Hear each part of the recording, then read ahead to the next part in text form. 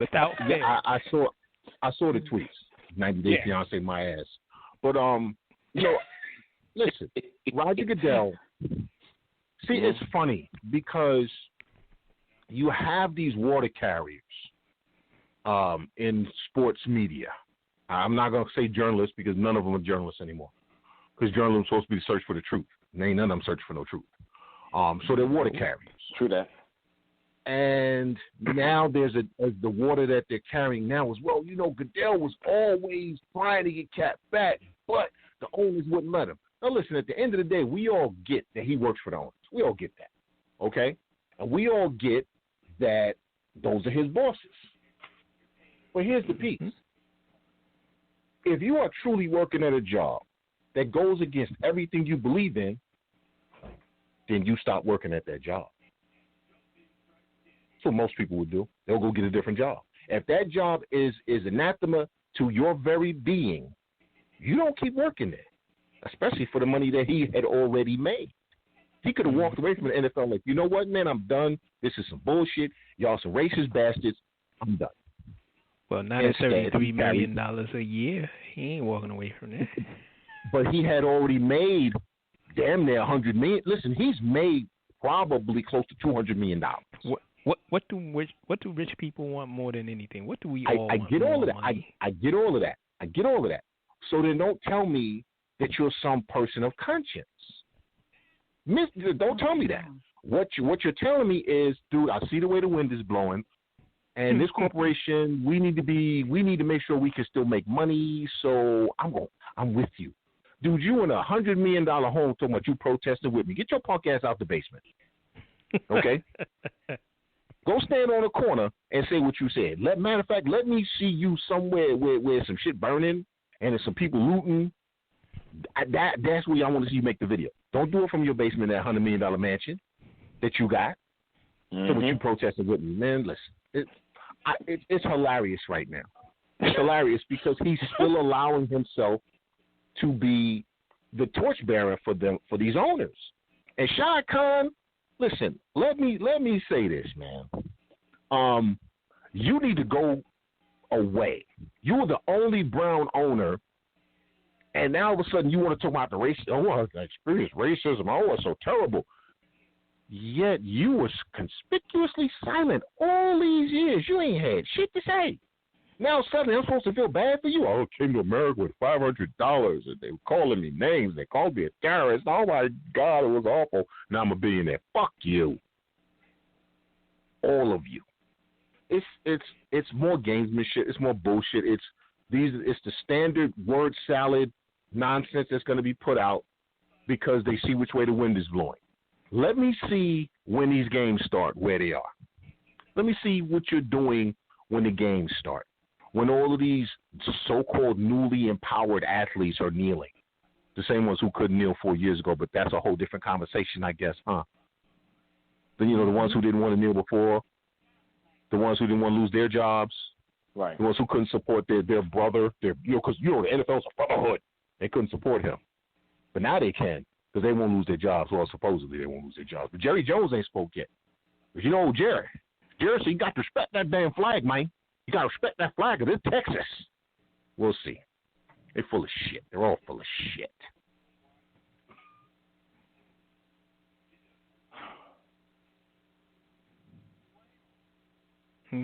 Well said. Hello? Yeah, sorry about that, guys. Okay. Now, I was listening. I'm just trying to take care of a few things here and there at the same time.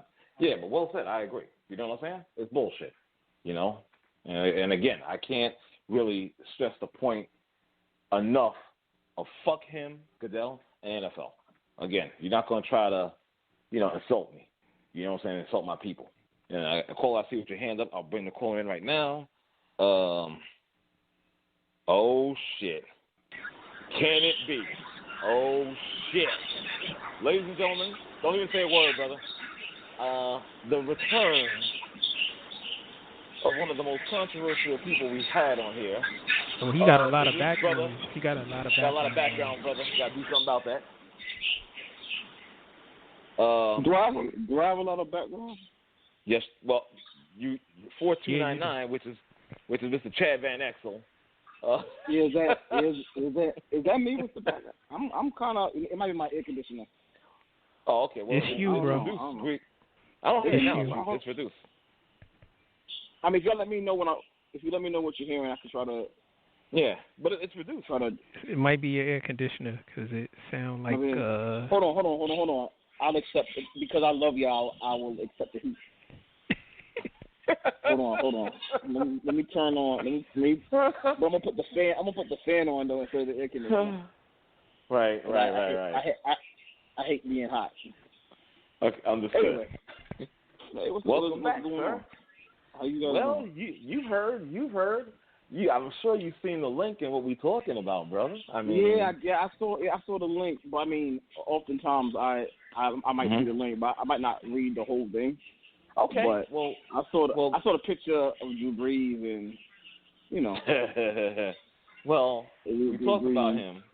We're discussing the commissioner Roger Goodell and his Roger Goodell. Yeah, Roger. You know what I'm saying? Roger. Yeah. Yeah. And hey, listen, man. I'm kind of surprised you guys have a show tonight because it's been a very quiet past 2, 3, 4 months. I don't know what you guys are talking about right now. We've been on a few times. It's been. Yeah, I know, but there's like nothing happening in the world right now. What the fuck are you guys talking about? Lots of stuff. You'd be surprised, brother. Holy shit! You'd be surprised. No, you'd be surprised. You know, it's interesting because when Drew Brees said what he said, I wasn't surprised that he said that because he said it previously, right? The surprising part and the frustrating part is that he said it 4 years later, and he said it to answer a question that was nowhere near about what he was talking about. Like, the question, I don't know if you guys saw the interview or the appearance, but the interviewer didn't ask him about that. That wasn't the question. You know what I mean? So it's like, and it goes into, like, you know what? The NFL, to me, is a very interesting, like, with so many dichotomies within the NFL. It's kind of a picture into the country as a whole, if you kind of look at it, right? Like, you have the players, and then you have the owners, you have the commissioner. So it's kind of like, you can look at the way the NFL has reacted and acted during this whole process, and look at it kind of like how you look at the country. The Drew Brees thing is puzzling because not only did he say it before, but he rehashed it again 4 years later unasked. And it came across like, did you have, during these 4 years, were you talking to anybody in your locker room? Like, 4 years ago, did you have any conversation with anybody in your locker room, right? Right. And it goes to the larger point of when we talk about, you know, this is the part I always like to talk about when I'm on with you guys or in sports conversation. Anyway, I like the stuff outside of the actual sport. I like the behind the scenes. And this is what I like about it. But you think about when they talk about leadership and when, say, historically a black quarterback, and it's not just black quarterback. Let's go to black quarterbacks, right? And they talk about the lack of leadership. Or you look at a kid like what's the kid's name? The kid Josh Rosen, right? Where he was called a non-leader and this and that. And it's kind of like, I wonder if they called him that because a lot of his politics did not line up with what the NFL talks about. Like, you know, that like he was called too smart. Where all the time NFL black quarterbacks are called not smart enough, he was called too smart for his own good. But it goes with a guy like Cam Newton, right, who's a little flashy and flamboyant, or just any young black quarterback that says too much or behaves a certain way and they question their leadership, right? But then you'll see on the football field and you'll see when their teammates talk about them and they say, yo, that's my quarterback. I love that guy. We will run through a wall for him. He motivates us, right? But then you have a guy like Drew Brees that would make a comment like this twice, 4 years apart, and you wonder, dude, if you're the leader of the team, what happened for these last 4 years? that you would again say, you know what, yeah, I'm not going to play like that. So that's what I just find interesting about the whole situation. And I will say this, knowing how the NFL works and the 4 teams, the Saints go win Super Bowl this year. It's always going to happen this way. When there's this much chaos on one team, they go win the Super Bowl. No, but this has been a very interesting week, and it's like I actually got into it with this. And this is a little side, but this lady at work, she's an old Italian lady, right? And she's I call her a low key racist because she's a low key racist, and she has 2 daughters. She let's say a daughter. I'm not sure how many daughters she has. She has a daughter and grandchildren, and her daughter and grandchildren are black. She had a black husband, but when you hear her talk about things, she's a fucking low key racist. And there's nothing, and I think low key racist or just as bad because I don't really think you know you're racist, but you sit there and befriend a bunch of black people, and then you're the one that called the cops on black people at the time, right? So she lives in the Bronx, and she came into work, and she was complaining about the looters or the rioters. They destroyed her poor area in the Bronx, her beautiful area in the Bronx, and she then goes, "I hope they die or they're killed." And I was like, nah. I was like, no, we're not having that. Here, you can talk this shit when my coworker comes in or whoever comes in, but not, you know what I mean? That's not, we don't talk like that in front of me. Like, you know what I mean?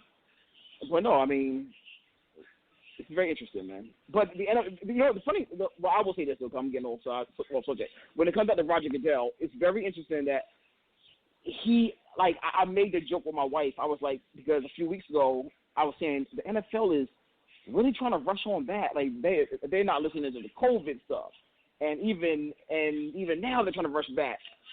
They were trying to rush back up until they saw a 2-week protest where people look like they're not trying to hear none of this shit, and they realized, you know what, we are not going to be able to stop these kids from fucking kneeling or protesting or opening their mouths.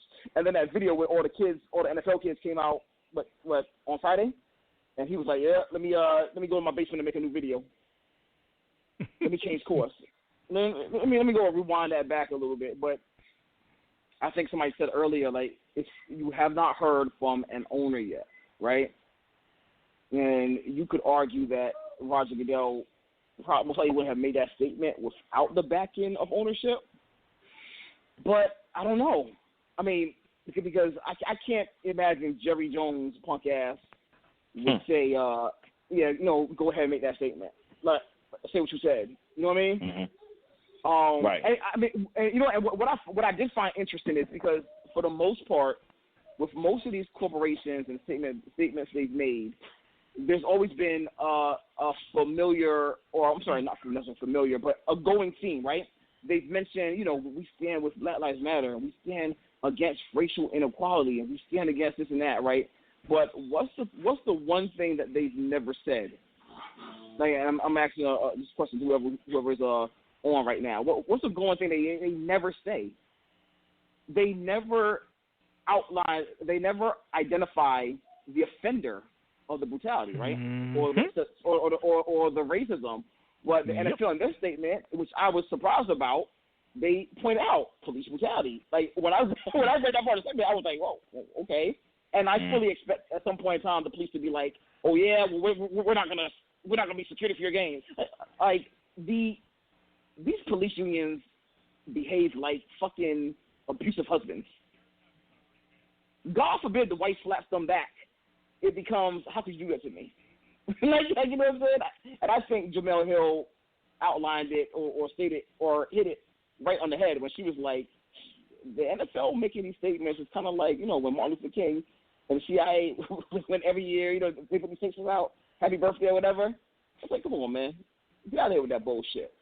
But, again, it's very interesting. Like you never hear these corporations, I think for the most part, have been so useless in their statements. We support InThePaint. We support InThePaint all the way. They'll support you, but they won't mention where to find you. They won't mention a number. Like, you know what I mean? So how exactly are you supporting? Mm-hmm. No, right. but this past week, I remember I was outside. I left work because because of the COVID thing, my schedule has been different